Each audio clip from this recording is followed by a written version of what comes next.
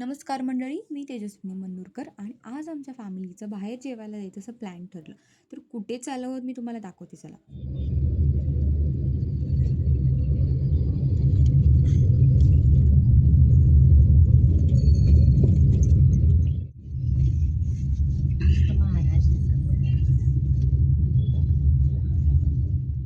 तर जातेवेळी आम्हाला महाराजांचं दर्शन भेटलं. आम्ही महाराजांचं दर्शन घेतलं आणि तिथून पुढे आम्ही निघालो हॉटेलला जाण्यासाठी.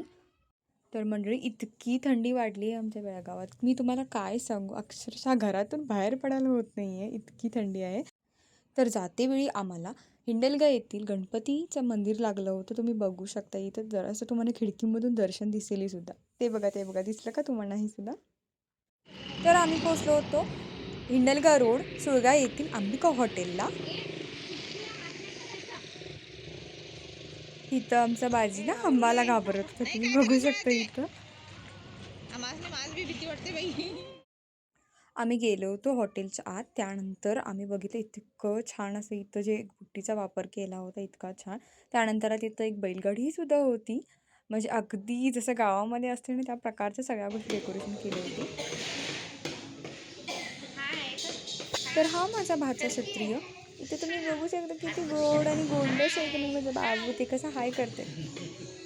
खूप भूक लागली होती त्यामुळे पटापट स्टार्टर मागवलं आणि त्यानंतरला मेन कोर्स ते सुद्धा मागवलं. मटण आणि चिकन वगैरे असं जेवण केलं आम्ही. आणि त्यानंतरला आम्ही आमच्या बाजीचे छान असे फोटोज आणि व्हिडिओज काढले. आमचा बाजी पहिल्यांदाच बैलगाडीमध्ये बसला होता, सो त्याचेही सुद्धा खूप छान छान असे फोटोज काढले. आजीसोबतही सुद्धा फोटो काढले आणि त्यानंतरला आम्ही निघालो होतो.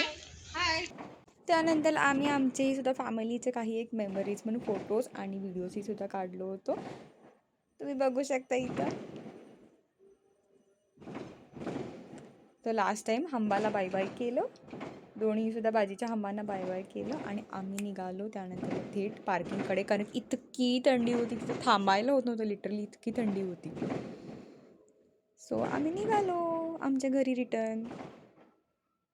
हा बघा आमचा इथं बाजी, आणि इथं आमचा बाजी मस्ती करत होता गाडीमध्ये. त्याला आम्ही म्हणत होता हंबाकडे देऊ का तुला, हंबाकडे देऊ काय. तर मंडळी आम्ही निघालो होतो आमच्या घराकडे. तर तुम्हाला माझा व्हिडिओ आवडला असेल तर नक्कीच लाईक, शेअर, कमेंट आणि सबस्क्राईब करायला विसरू नका टॉकीटिव्ह तेजो यूट्यूब चॅनलला. बाय, भेटूया अशाच पुन्हा अनेक व्हिडिओमध्ये.